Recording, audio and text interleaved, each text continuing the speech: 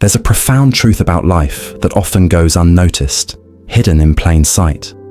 It whispers to us in moments of quiet, in the pauses between our ambitions and setbacks. It is this: everything you seek, everything you long for, everything you are working toward, will only appear when you are truly ready to see it. The idea may seem frustrating at first. After all, isn't readiness a matter of preparation? If we work hard, stay focused, and push through obstacles, shouldn't success come in its time? And yet, life often works in a way that defies our logic. The opportunities we desire, the clarity we crave, and the breakthroughs we need often remain just out of reach, not because they don't exist, but because we aren't in the right place, mentally, emotionally, or spiritually, to recognize them.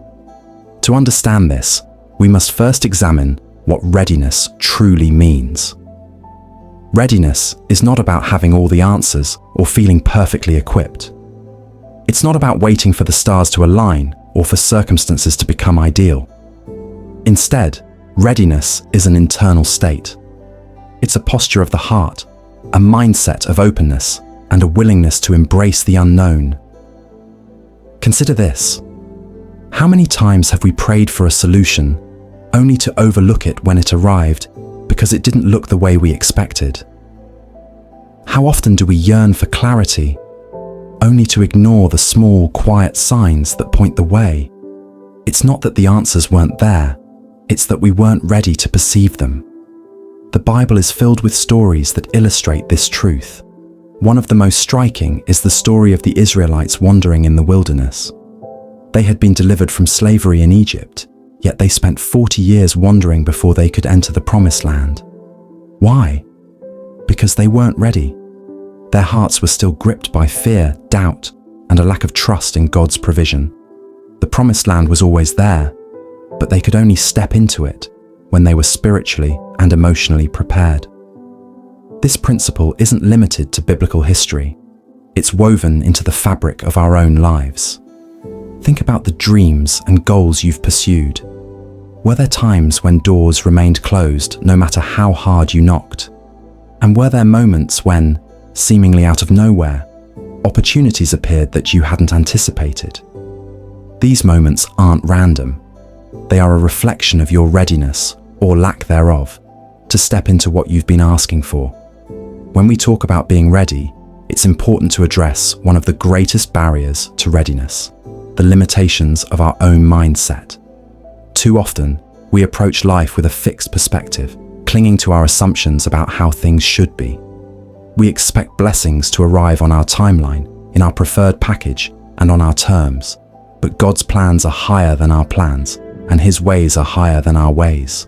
Readiness requires humility, a willingness to surrender our expectations and trust that what God has for us is infinitely better than anything we could design ourselves. Another key aspect of readiness is resilience. Life doesn't always give us what we want when we want it because we aren't yet strong enough to handle it. Imagine giving a child the keys to a car before they've learned to drive. The gift itself isn't bad, but without the maturity and skills to use it responsibly, it could become dangerous. Similarly, the things we desire often require a level of growth and character development that we haven't yet achieved. In moments of delay, it's tempting to grow frustrated or impatient. We may even question whether what we're pursuing is worth it, but the waiting season is not wasted time. It is a time of preparation, a refining process that shapes us into the person who can not only receive the blessing, but steward it well. One of the most profound examples of readiness comes from the life of Jesus. Throughout the Gospels, we see Him performing miracles, teaching crowds, and calling people to follow Him. But He often spoke in parables, stories that required listeners to dig deeper for understanding. Why? Because not everyone was ready to hear the truth plainly. In Matthew 13:13, Jesus explains, "This is why I speak to them in parables. Though seeing, they do not see. Though hearing, they do not hear or understand." The message was always there, but only those with open hearts and minds could truly grasp it. This brings us to a crucial point. Readiness is not just about preparing for what we want. It's about becoming who we need to be.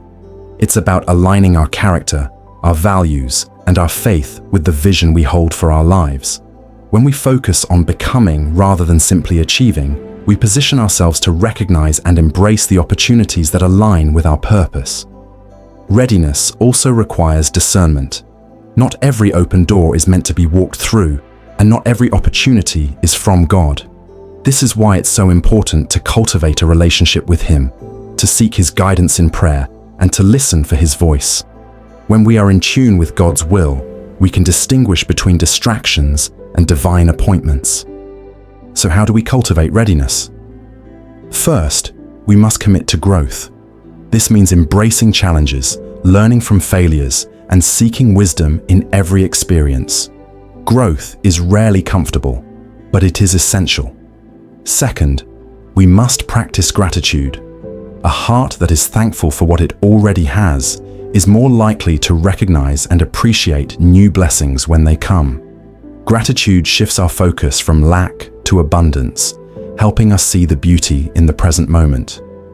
Third, we must let go of control.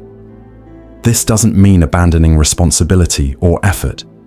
It means surrendering the need to micromanage every detail of our lives.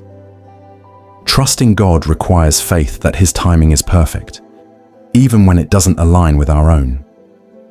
Fourth, we must nurture humility. Readiness often requires us to admit that we don't have all the answers and that we need help along the way.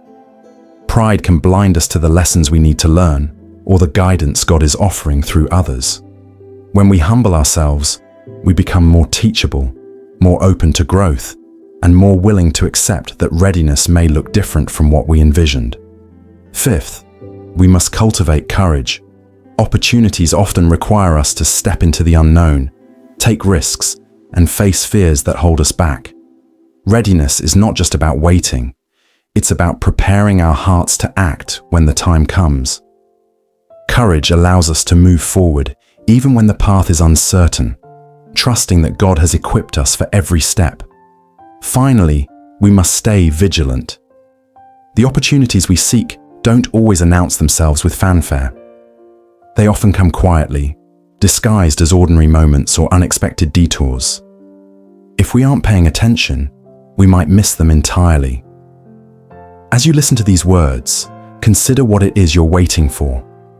Maybe it's a career breakthrough, a restored relationship, or a deeper sense of purpose. Whatever it is, ask yourself, are you truly ready for it? Are you open to the possibility that it might not look the way you imagined? Are you willing to do the inner work required to recognize and embrace it when it arrives? Remember, the things you desire are not withheld from you out of cruelty or indifference. They are often waiting for you to grow into the person who can receive them with wisdom, gratitude, and grace. Trust the process, stay faithful in the journey, and know this: you will see it when you think you're ready for it.